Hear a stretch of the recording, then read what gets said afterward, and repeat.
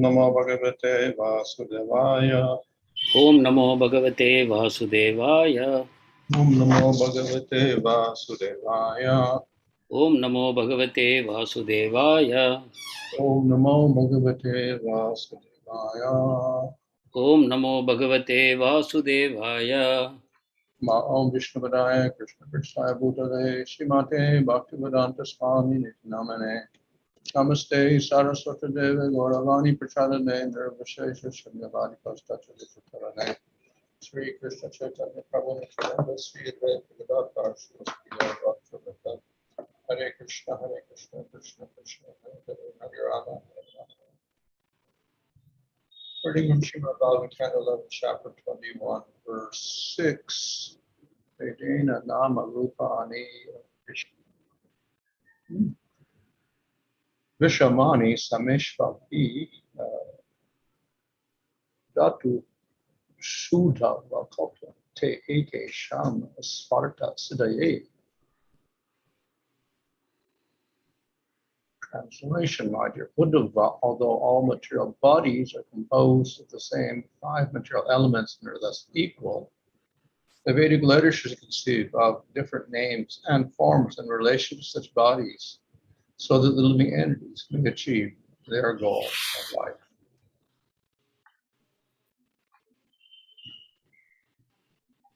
Purport, the words nāma-rūpāṇi of viṣamāṇi refers to the system of varnashrama-dharma in which members of human society are designated according to 4 social and 4 occupational divisions.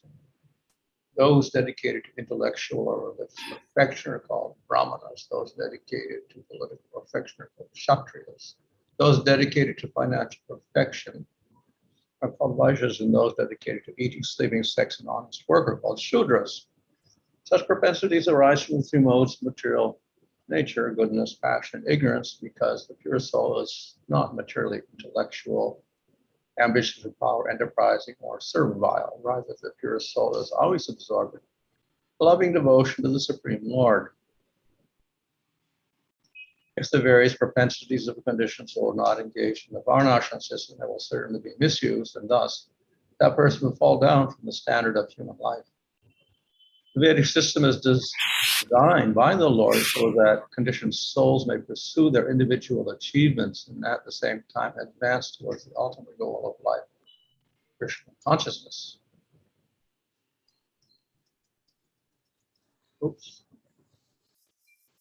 Just as a doctor deals with a crazy man by speaking to him sympathetically in terms of his false conception of life, one who understands the Vedic literature engages the living entities according to the illusory identification with the elements of matter.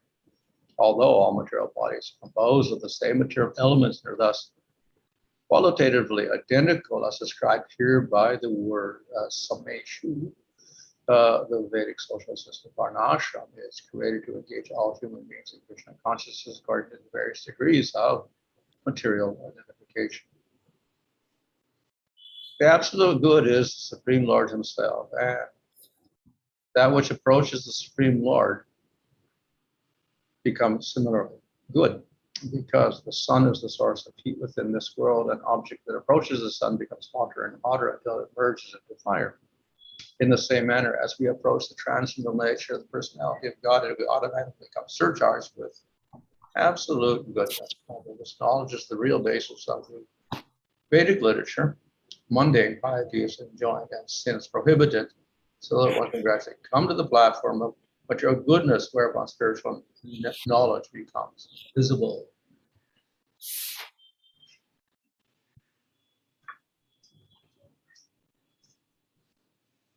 So, particularly the Upanishads, they talk about names and forms. உபனிஷத்துகள் பெயர்களையும் வடிவங்களையும் பற்றி பேசுகின்றன. And this is in relation to the creation of the material world. இது இந்த பௌதிக சிருஷ்டியின் அடிப்படையில் கூறப்பட்டது. So at a certain point before the creation, there were no names and forms. ஒரு காலகட்டத்தில் சிருஷ்டிக்கு முன்பாக பெயர்களும் வடிவங்களும் இல்லை. And after the creation, then we have all these forms. சிருஷ்டிக்கு பிறகு இந்த வடிவங்கள் அனைத்தும் தோன்றுகின்றன. This, of course, is speaking of material names and forms. இது பௌதிகமான பெயர்களையும் வடிவங்களையும் பற்றிய கூற்று ஆகும். And though the material forms and names don't exist before creation, the spiritual names and forms exist eternally. பௌதிக வடிவங்களும் பெயர்களும் சிருஷ்டிக்கு முன்னால் இல்லை, ஆனால் ஆன்மீக வடிவங்களும் பெயர்களும் நிரந்தரமாக இருக்கின்றன. Of course, sometimes interpreters of the Upanishads will say, no, names and forms refers to names of Kṛṣṇa and Rama, etc. Originally, there weren't any, and then that impersonal Brahman transformed, and we get a form of Vishnu or Kṛṣṇa and their respective names. சில உபனிஷத்துகள் இவ்வாறு கூறுகின்றன, பெயர்கள் வடிவங்கள் என்பது அனைத்துமே பரமபுருஷ பகவானுடைய வடிவங்களையே குறிக்கும் என்றும், சிருஷ்டி எப்பொழுது உண்டாகுமோ அவை அவர் விஷ்ணு என்னும் பலவிதமான வடிவங்களும் பிற்பாடு வெளிப்பட ஆரம்பிக்கின்றன என்றும் கூறுவார்கள்.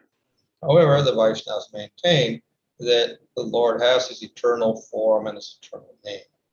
ஆனாலும் வைஷ்ணவர்கள் கூறுவது என்னவென்றால், பகவானுக்கு நிரந்தரமாக ஆன்மீகமான வடிவங்கள் இருக்கின்றன என்பதாகும்.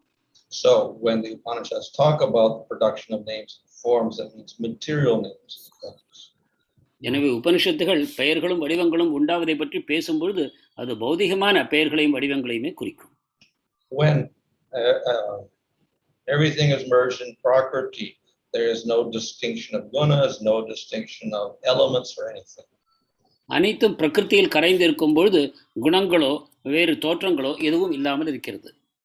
The Lord glances over material energy, this disturbs that prakriti, and it starts manifesting gunas. First sattva guna as mahatattva.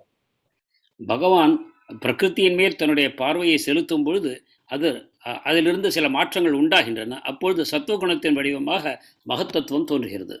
Once that first agitation takes place, that change, that produces another change. இந்த முதல் மாற்றம் ஏற்பட்ட பிறகு இரண்டாவது மாற்றம் உண்டாகிறது. It is something like in chemistry will have a chain reaction. இது ஒரு ரசாயன செயற்பாடுகளைப் போல ஒன்றிலிருந்து ஒன்று மாறுபட்டு தோன்ற ஆரம்பிக்கிறது. The first change will make another change, and that will make another change. That makes another change. ரசாயன செயற்பாடுகளின் பொழுது ஒரு உருமாற்றம் உண்டாகிறது, அதிலிருந்து மேறொரு உருமாற்றம், இவ்வாறு படிப்படியாக நிகழ்கின்றன. So once the Lord decides that the creation should take place, and he puts the jiva in the material prakriti, then it starts changing. இவ்வாறு பகவான் சிருஷ்டிக்கான ஏற்பாடுகளை செய்து ஜீவாத்மாக்களை அந்த பௌதிக இயற்கைக்குள் செலுத்திய பிறகு மாற்றங்கள் உண்டாக ஆரம்பிக்கின்றன, ஒரு சங்கிலி தொடரை போல.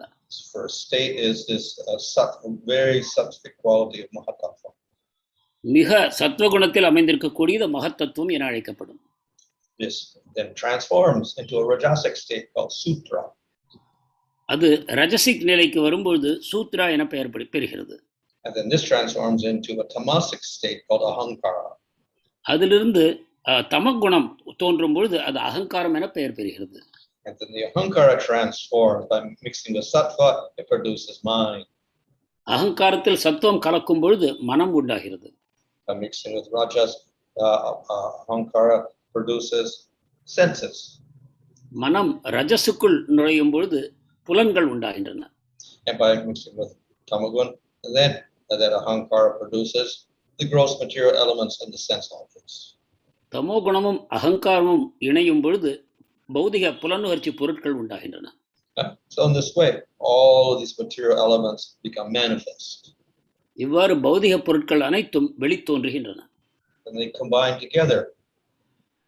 இவை அனைத்தும் Maharaj, these elements combine together.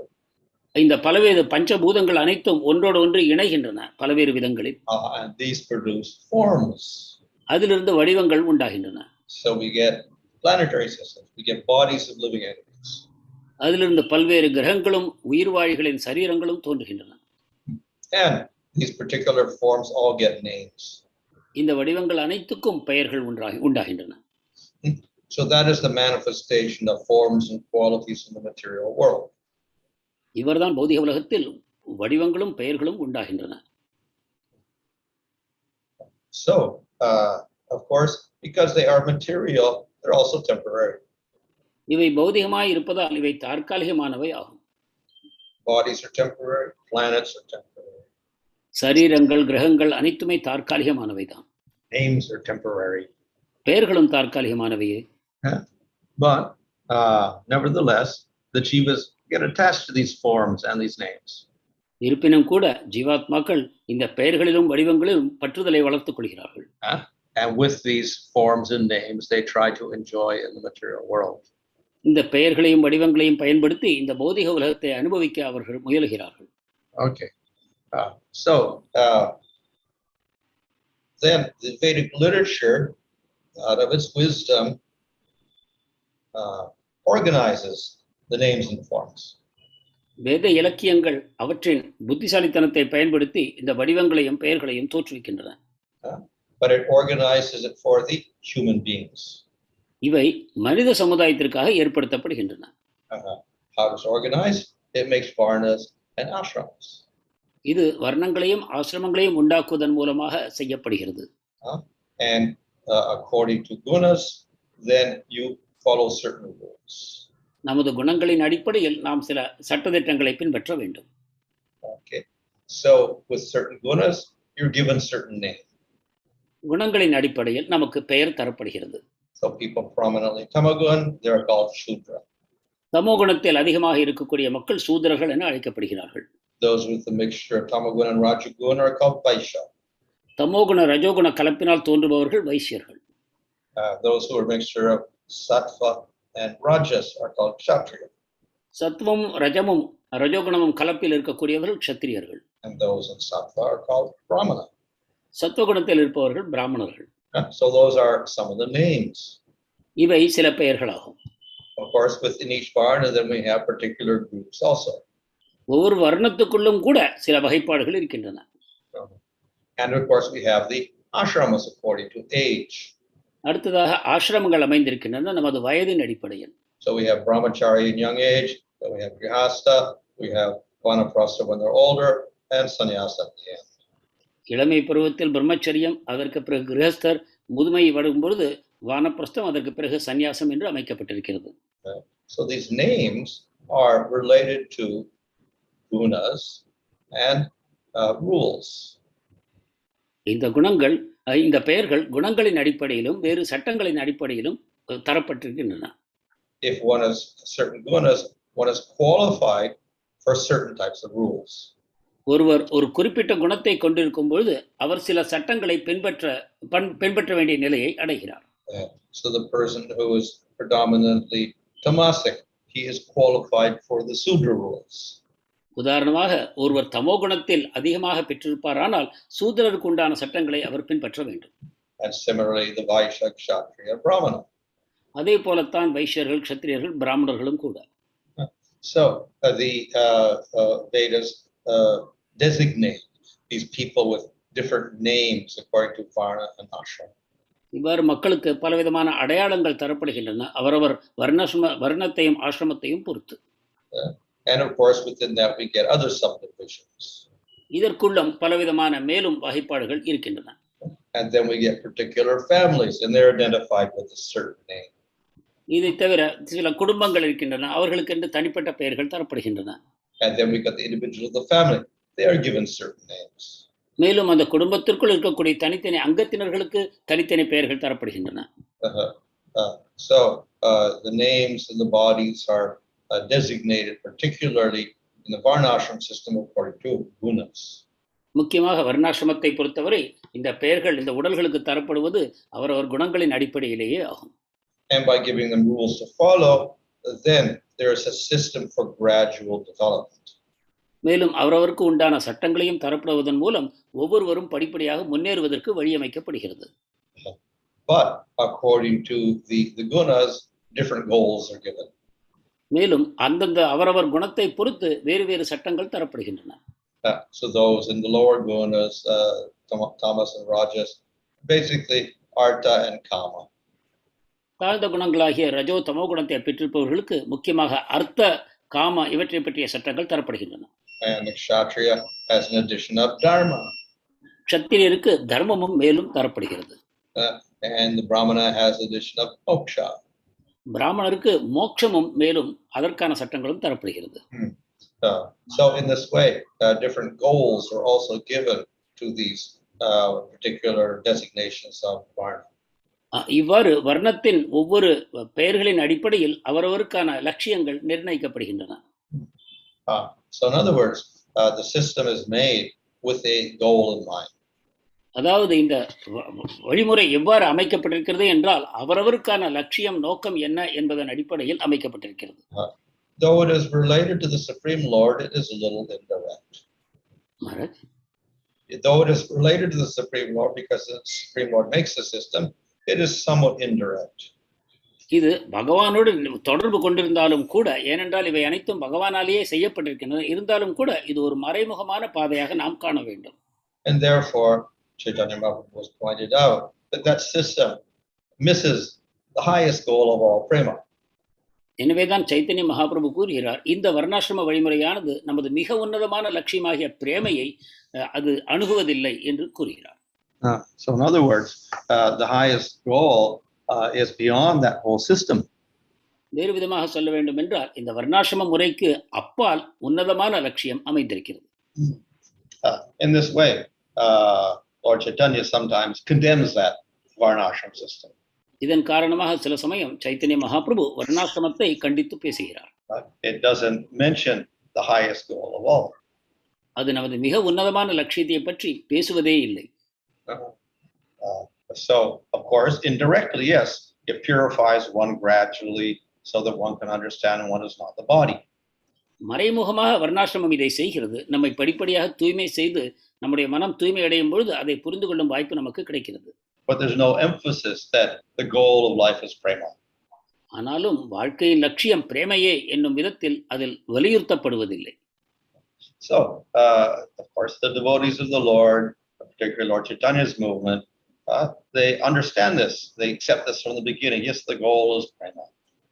ஆனால் சைத்தன்ய மகாபிரபுவின் வழித்தோன்றல்களும் சைத்தன்ய மகாபிரபுவை பின்பற்றுபவர்களும் ஆரம்பத்திலேயே புரிந்து கொள்கிறார்கள் நமது லட்சியம் பிரேமைதான் என்று. But if you preach to the followers of varnashram, they will look at you and say, what is prema? They don't know about it. ஆனால் வர்ணாசிரமத்தை பின்பற்றுபவர்களிடம் நீங்கள் இதை போய் கூறுவீர்களானால் அவர்கள் பிரேமையா, அது என்னது, நாங்கள் கேள்விப்பட்டதில்லையே என்பார்கள். If you mention dharma, yes, we follow dharma. நீங்கள் தர்மத்தை கூறுவீர்களானால் அவர்கள் ஆம் நாங்கள் தர்மத்தை தான் பின்பற்றுகிறோம் என்பார்கள். And if you say moksha, yes, finally the goal is moksha.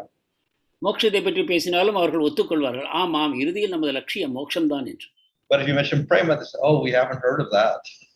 ஆனால் பிரேமையை பற்றி நீங்கள் பேசுவீர்களானால் இதை நாங்கள் கேள்விப்பட்டதே இல்லையே என்பார்கள். And so in that sense, in the varnashram system, it is indirectly leading to the Lord, it's not direct.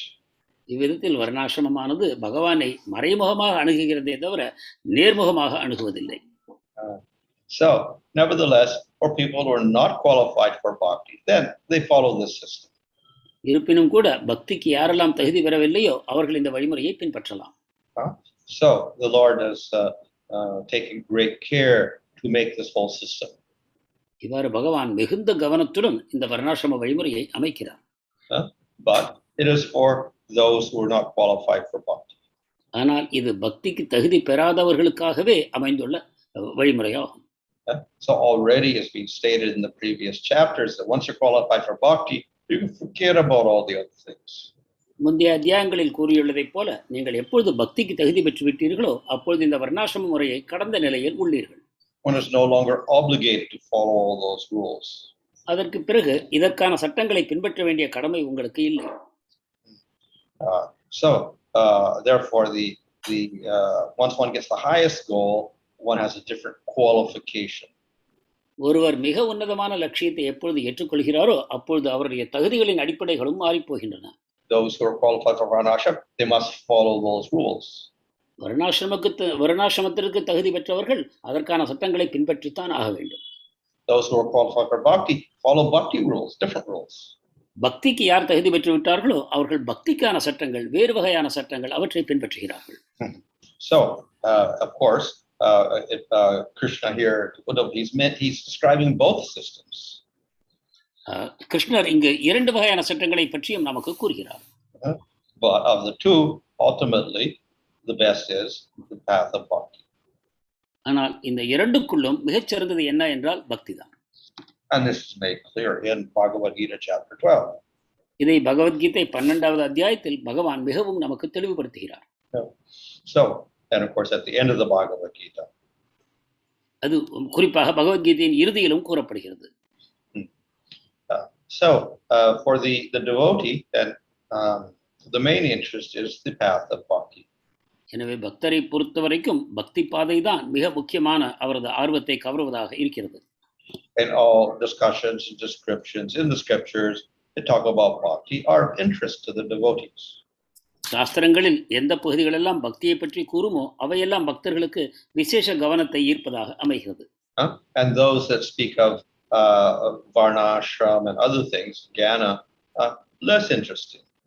சாஸ்திரங்கள் வர்ணாசிரமத்தை பற்றியும் ஞானத்தையும் பற்றி பேசும்பொழுது பக்தர்களுக்கு அதில் அதிக ஆர்வம் இருப்பதில்லை. So at least we should be successful in the process of bhakti. எனவே குறைந்தபட்சமாக நமது பக்தி பாதையில் நாம் வெற்றி பெற வேண்டும். And if we do that, if we are successful, we become successful completely. So there's no necessity of doing extra. நாம் இந்த பக்தி பாதையில் வெற்றி பெறுவோமானால் நாம் முழுமையான வெற்றி பெற்றவர்கள் ஆவோம். எனவே தனிப்பட்ட முறையில் வேறு எதையும் நாம் செய்ய தேவை இருப்பதில்லை. So the success of varnashrama is when it comes to bhakti. வர்ணாசிரமத்தின் வெற்றி என்னவென்றால் ஒருவர் பக்திக்கு வந்து சேர வேண்டும். If one comes to bhakti, then one has reached that success. ஒருவர் பக்திக்கு வந்து விட்டார் என்றால் அவர் வெற்றிக்கு வந்து விட்டார், வர்ணாசிரமத்தின் வெற்றியை அடைந்து விட்டார் என்பது பொருள். So therefore we should not over endeavor for following anything else other than bhakti.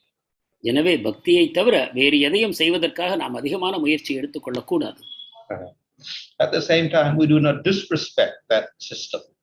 அதே சமயம் நாம் வர்ணாசிரமத்தை அவமரியாதை செய்வதில்லை. Here Kṛṣṇa is explaining that system. கிருஷ்ணர் இங்கு அந்த வழிமுறையை பற்றி நமக்கு விளக்குகிறார். And in fact several times in the Bhagavatam he explains it. பலமுறை பாகவதத்திலும் கூட இதை நமக்கு விளக்குகிறார். And in Bhagavad Gita also he explains the system. பகவத்கீதையிலும் இது விளக்கப்படுகிறது. But the devotee recognizes his particular place in relation to bhakti. இங்கு பக்தியின் தொடர்பாக இது எவ்வாறு அமைந்திருக்கிறது என்பது கூறப்படுகிறது. And we should never be confused about the two. இந்த இரண்டுக்கும் இடையில் நாம் குழப்பத்தை உண்டாக்கி கொள்ளக்கூடாது. Of course we can adapt that varnashrama system to fit the goals of bhakti. இந்த வர்ணாசிரம வழிமுறையை நமது பக்திக்கான லட்சியங்களோடு ஒத்து வரும் வகையில் நாம் அவற்றை நாம் ஏற்றுக்கொள்ளவும் கூடும். But we shouldn't do the opposite and just adapt bhakti to the varnashrama system. ஆனால் இதற்கு எதிர்மறையான செயல்களை நாம் செய்யக்கூடாது. பக்தியை வர்ணாசிரமத்துக்கு துணை போகும் வகையில் நாம் மாற்றிக்கொள்ளக்கூடாது. After all, bhakti is independent of any other system. உண்மையில் பக்தியானது வேறு எந்த வழிமுறையிலிருந்தும் பிரிந்து சுதந்திரமான விதமாக இயங்குகிறது.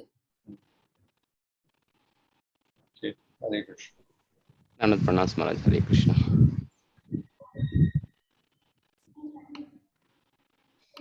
Swarnamada Prabhu's, I think Prabhu is asking, Ahankara in Sattva creates mind.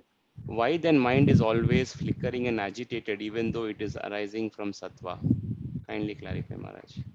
மனம் சாத்விக அகங்காரத்திலிருந்து உண்டானதாக கூறப்பட்டது என்றால் மனம் ஏன் இவ்வாறு அலைக்கழிகிறது? Well, mind is dual. It has two functions. மனம் இரண்டு விதமாக இருக்கிறது, இரண்டு வகையாக செயல்படுகிறது. So it can go both ways. It can cause agitation. It can cause peace. அது மன அலக்கழிப்பையும் உண்டாக்க முடியும், மன அமைதியையும் தர முடியும். If we take the senses, of course, then generally they want to enjoy something. புலன்களை எடுத்துக்கொள்வோமானால் பொதுவாக அவை எதையோ அனுபவிக்க ஆசைப்படுகின்றன. And then the mind has to bring them under control. மனமானது அவற்றை கட்டுப்பாட்டுக்குள் கொண்டு வர வேண்டி இருக்கும். But the mind itself, it has a state where it can become very peaceful.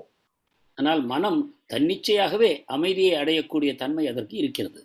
Unfortunately, most people, their minds are controlled by their senses. துரதிர்ஷ்டவசமாக பெரும்பாலான மக்களுக்கு அவர்களுடைய புலன்கள் மனத்தை கட்டுப்படுத்துகின்றன. And therefore, they are not peaceful. எனவே அவர்கள் அமைதி அடைவதில்லை. And the mind takes on other qualities, not sattva. மனம் அப்பொழுது சத்துவம் அல்லாத வேறு குணங்களை ஏற்றுக்கொள்கிறது.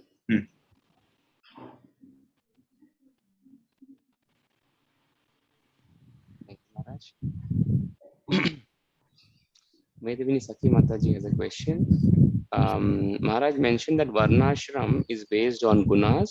When we have qualities of controllership, or leading a group, etc., can we understand that we have predominantly a Kshatriya qualities?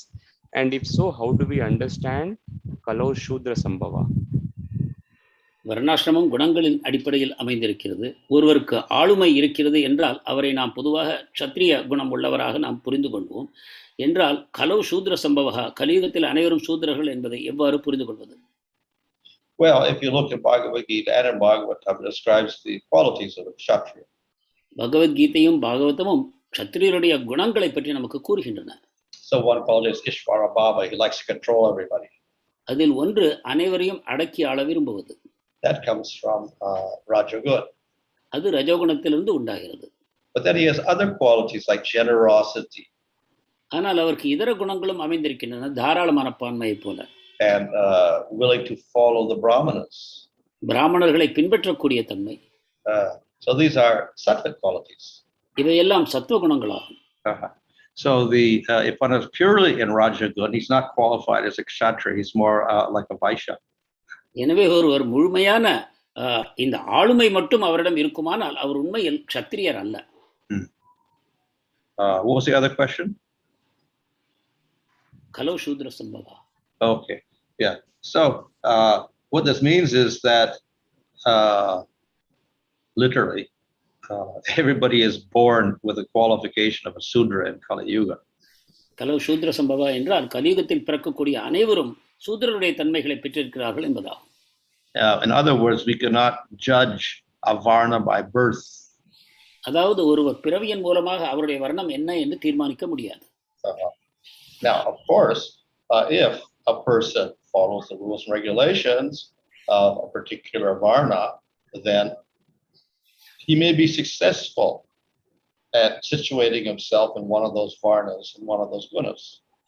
ஒரு குறிப்பிட்ட வர்ணத்தின் கட்டுப்பாட்டு விதிமுறைகளை ஒருவர் நன்றாக பின்பற்றுவாரே ஆனால் அவர் இந்த ஏதாவது ஒரு குலத்திற்குள் வர்ணத்திற்குள் தன்னை அமைத்துக் கொள்ள இயலும். But since he starts at the 0 point, that is tamagun, it's a little more difficult for him to get up to that point of maintaining his rajasic quality or sattvic quality, etc. ஆனால் ஒரு பூஜ்யம் என்னும் நிலையில் தமோகுணத்திலிருந்து அவர் ஆரம்பிக்கும் காரணத்தினால் தன்னை ஒரு ரஜோகுணத்திலோ சத்வகுணத்திலோ நிலைநிறுத்திக் கொள்வது என்பது அவருக்கு மிக கடினமானதாகும். So it also means that everybody who claims to be with a certain varna in Kali Yuga probably isn't, because he has not practiced cultivating those qualities. By birth he is tamasic. மேலும் கலியுகத்தில் ஒருவர் தன்னை வேறு வர்ணத்தை சேர்ந்தவராக அவர் கூறிக்கொள்வாரானால் அது நம்ப முடியாததாக போகிறது. ஏனென்றால் அந்த வர்ணத்திற்குண்டான குணங்களை அவர் வளர்த்துக் கொள்வதற்காக தனிப்பட்ட முயற்சி தேவைப்படுகிறது. So in other words, in Kali Yuga, by birth everybody has no qualities. அதாவது கலியுகத்தில் பிறப்பின் மூலமாக யாருக்கும் எந்த குணங்களும் இல்லை என்பதே ஆகும். So it's very difficult to institute a varnashrama system based on birth in Kali Yuga. எனவே இந்த கலியுகத்தில் பிறப்பின் அடிப்படையில் ஒரு வர்ணாசிரமத்தை நிலைநிறுத்துவது என்பது இயலாத காரியம். Thank you, Maharaj. Maharaj, we discussed about qualification required to engage in bhakti. From that point of view, there's a question from Jyoti Sundar Mataji. When Srila Prabhupada started ISKCON, it was mostly with the Western devotees joining the movement, and which also influenced even the Indians when they had visited along with Srila Prabhupada. But at the present time, we also see that there is no other country which follows varnashrama, and even the system in India is disintegrating. The question is, sorry, Kalanidhi Prabhu, do you want to translate? Yeah. Srila பிரபுபாதர் ISKCON இயக்கத்தை ஆரம்பித்த பொழுது அதிகமாக மேற்கத்திய பக்தர்கள் இணைந்து கொண்டார்கள். அவர்கள் எல்லாம் வர்ணாசிரமத்தில் இருக்கவில்லை. அவர்கள் தான் இந்தியாவில் வந்து கூட பிரச்சாரத்தை மேற்கொண்டார்கள். Yes, Prabhu. So, Maharaj, the question is, we see that one needs qualification to do bhakti, and on the other hand, we also see that varnashram system is disintegrating. So, what best alternative one can have, Maharaj, to actually get started? எனவே உலகம் முழுவதும் இப்பொழுது வர்ணாசிரமம் இல்லாத நிலை வரும்பொழுது பக்தியை செய்வதற்கு எத்தகைய தகுதிகளை ஒருவர் பெற வேண்டும்? Well, Lord Chaitanya simply says you chant the holy name. Chaitanya Mahaprabhu நமக்கு பரிந்துரைப்பது என்னவென்றால் புனித நாமத்தை ஜெபியுங்கள், அவ்வளவுதான். It doesn't mention varnashrama, doesn't mention anything else, even other forms of bhakti. This is you chant the name Kṛṣṇa. அவர் வர்ணாசிரமத்தையோ பக்தியின் இதர வழிமுறைகளையோ கூட கூறவில்லை. அவர் நாம ஜபத்தை மட்டுமே நமக்கு பரிந்துரைத்திருக்கிறார். So of course we can try other things to support that, but our main emphasis is upon chanting Krishna's name. இதற்கு உதவியாக பக்தியின் இதர அங்கங்களையும் நாம் பயிற்சி செய்யலாம். ஆனால் முக்கியமாக மகாபிரபு நமக்கு கூறியிருப்பது புனித நாம உச்சரிப்பையே ஆகும். Maharaj, just a follow up on this is that if I'm right, in Vishnu Puran it actually glorifies varnashram system, saying that if one actually worships Vishnu in the center, then he achieves the goal of life. So depending on Puranas, varnashram is also glorified, Maharaj. Is that due to the qualification or time, place, circumstances, Maharaj? Because Puranas are eternal in one sense, Maharaj. புராணங்கள் வர்ணாசிரமத்தையும் மகிமைப்படுத்தி கூறுவதை பார்க்கிறோம். சரியான விதத்தில் வர்ணாசிரமத்தை செய்து அதன் மூலமாக பக்தியை செய்து ஒருவர் பகவானை அடையலாம் என்றும் கூறப்படுகிறது. இதை சிறிது விளக்க வேண்டும். So not only Vishnu Purana, everywhere there's glorification, all the scriptures glorification of that system. Vishnu புராணம் மட்டுமல்ல, இதர புராணங்களும் கூட வர்ணாசிரமத்தை மகிமைப்படுத்தி பேசுகின்றன. And we have 19, 20 Smriti Shastras glorifying that whole system, explaining it. மேலும் 19-20 ஸ்ருதி சாஸ்திரங்களும் இருக்கின்றன வர்ணாசிரமத்தை மகிமைப்படுத்துபவையாக. But of course, everything is glorified. Karma is glorified. In Bhagavad Gita, chapter 3, Kṛṣṇa glorifies karma yoga. ஆனால் அனைத்துமே மகிமைப்படுத்தி தான் பேசப்படுகின்றன. பகவத்கீதை 3வது அத்தியாயத்தில் பகவான் கர்மயோகத்தை மகிமைப்படுத்துகிறார். The whole of the karma kanda section of the Vedas is glorifying karma. வேதத்தின் கர்மகாண்ட பகுதி முழுவதுமே கர்மத்தை தான் புகழ்பாடுகின்றன. So everything gets glorification, but we should see what is the highest goal, the highest system, the highest glorification. எனவே அனைத்துமே புகழப்படுகின்றன என்னும் பொழுது எதற்கு அதிகபட்சமான புகழ், எதற்கு அதிகபட்சமான மகிமைகள், எதற்கு அதிகபட்சமான லட்சியம் கிடைக்குமோ அதை நாம் கவனிக்க வேண்டும். So we find those conclusions in Bhagavad Gita and in Bhagavatam. இந்த முடிவுகளை நாம் பகவத்கீதையிலும் ஸ்ரீமத் பாகவதத்திலும் காண்கிறோம். Bhagavad Gita, what is the summary? Sarvadhamma parityajya mamekam sharanam vraja. பகவத்கீதையின் இறுதியில் நமக்கு கூறப்படுவது என்ன? சர்வதர்மான் பரித்யஜ்ய மாமேகம் சரணம் ரஜா. So in other words, so many things are glorified, but we have to see what is the highest thing, and then we should practice that. அதாவது பல விஷயங்கள் புகழப்பட்டாலும் கூட எது மிக உன்னதமானது என்பதை புரிந்து கொண்டு நாம் அதையே பின்பற்ற வேண்டும். Thank you.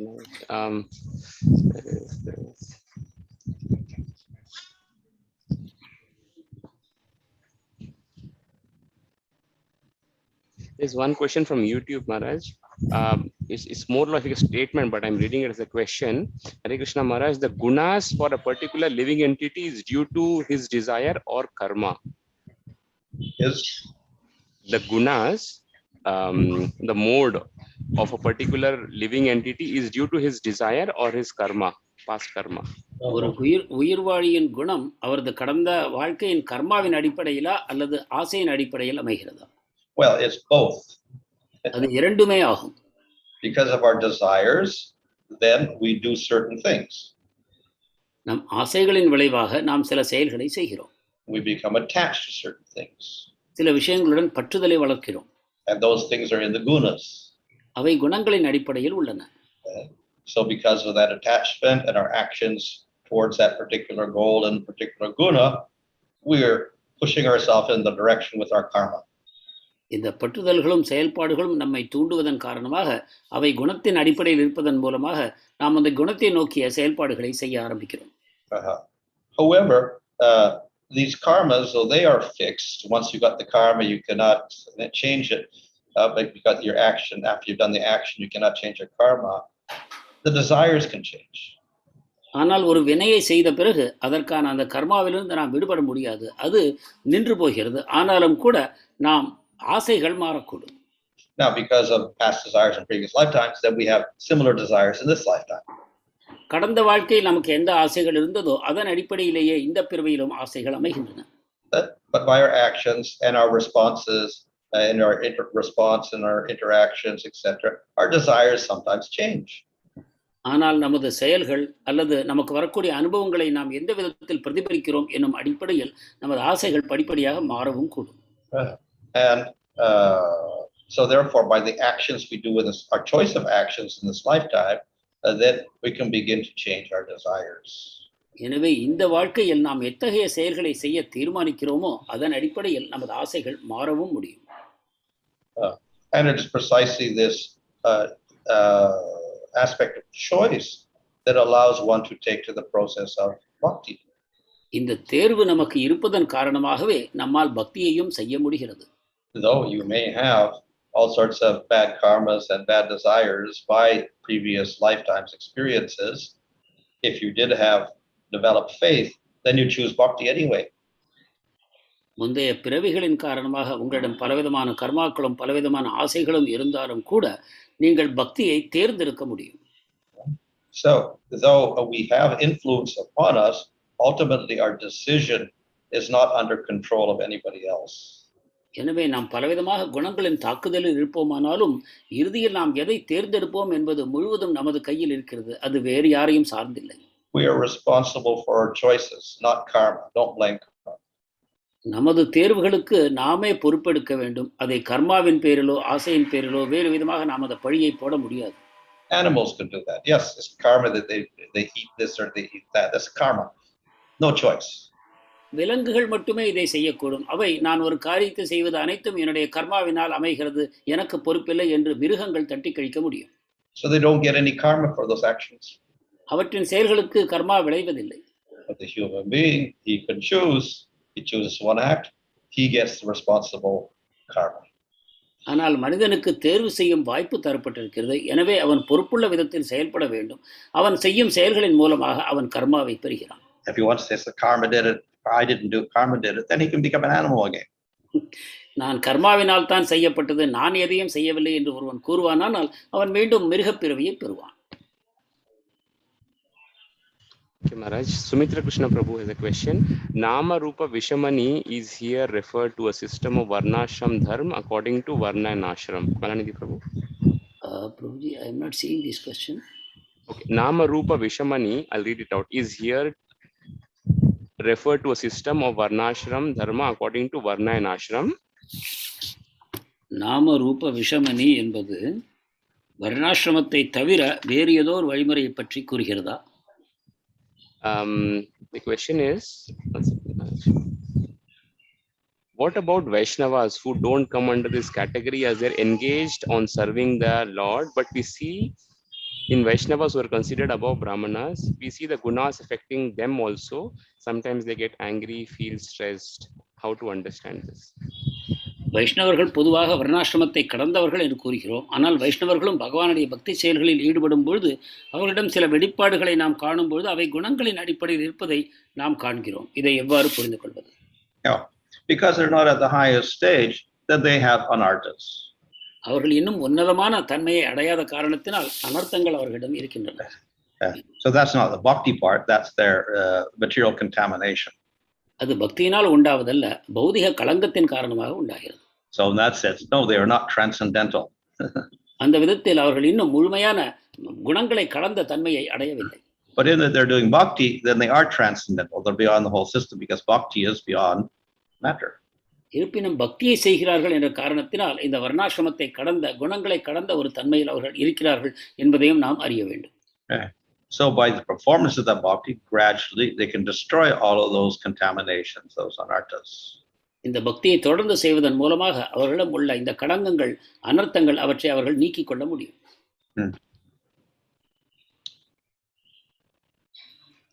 Thank you, Maharaj.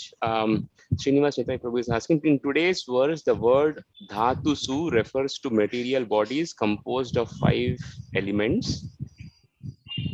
இன்றைய ஸ்லோகத்தில் தாத்துஷு என்ற பதம் இந்த பௌதிக சரீரமானது பஞ்சபூதங்களால் ஆனது என்பதை குறிப்பிடுகிறது.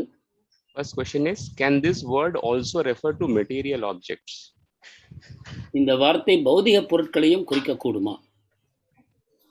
Well, yeah, of course. We could refer to names and forms of material objects. So we get material elements, and then we get objects made out of them. So we have objects made out of earth like pots, etc., and bricks, etc. And we give them names, pot, brick, etc. So that refers to those objects also.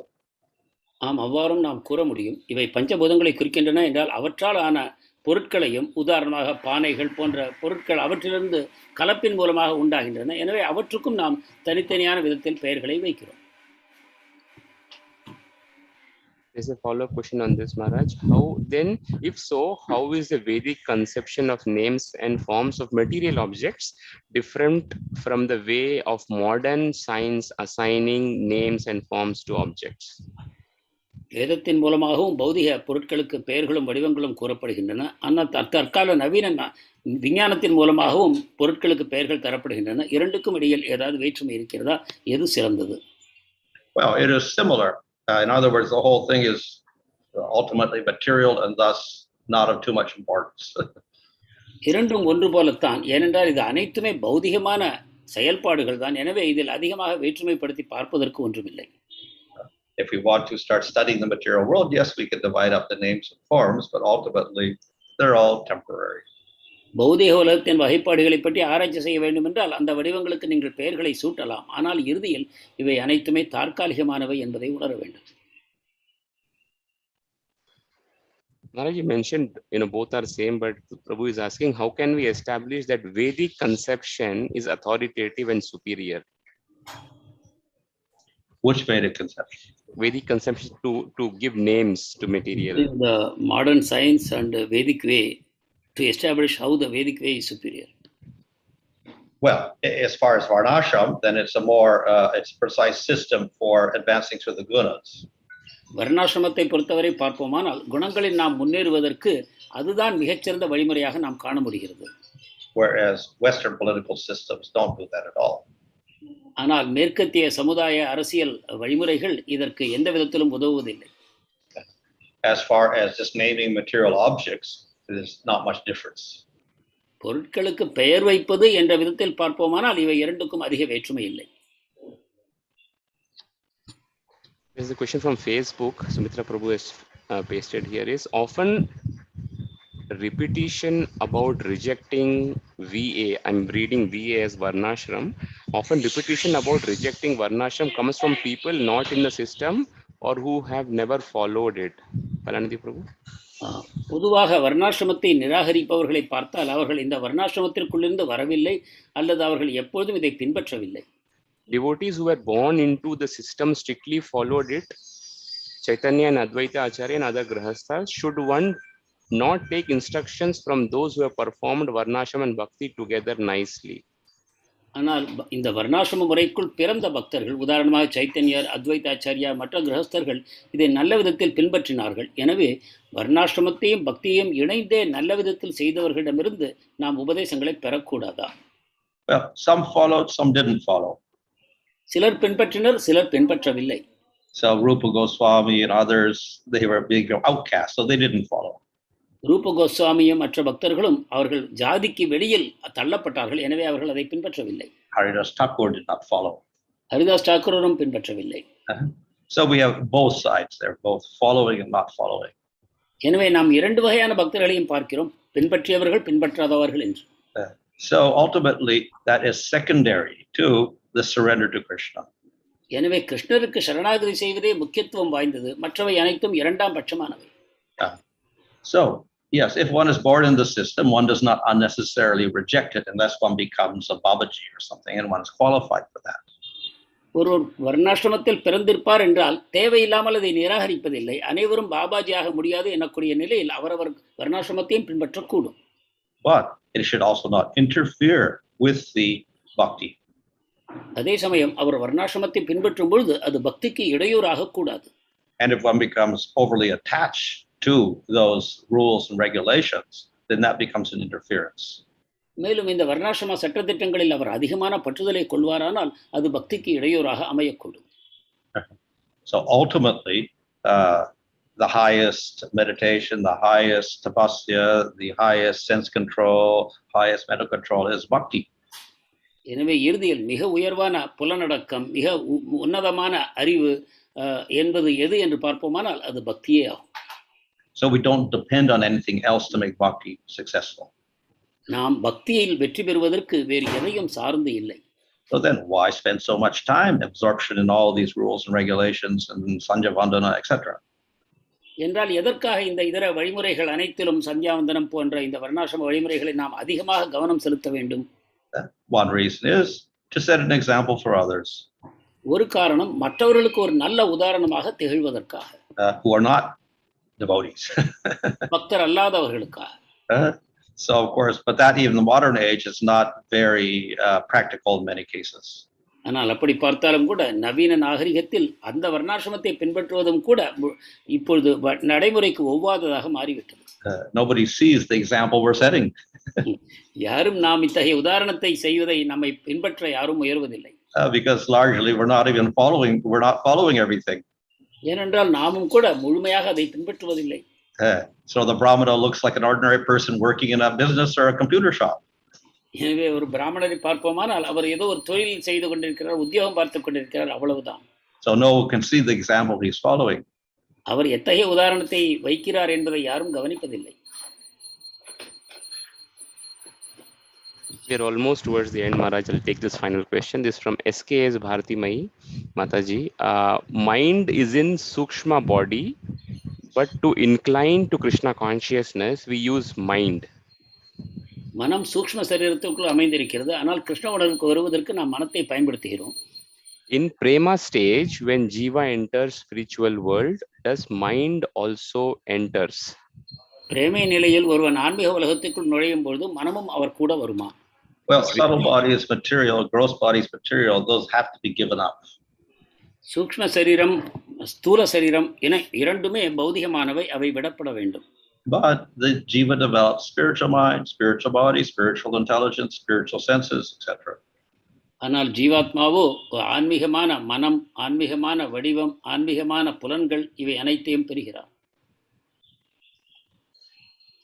All right, Maharaj, thank you so much for your time. Grantaraj Srimad Bhagavatam ki jai, Jagat Guru Srila Prabhupada ki jai, His Holiness Bhanu Swami Maharaj ki jai, Gaur Premanande, Hari Hari Bol. Thank you so much, dear devotees, for joining for this morning Srimad Bhagavatam Katha.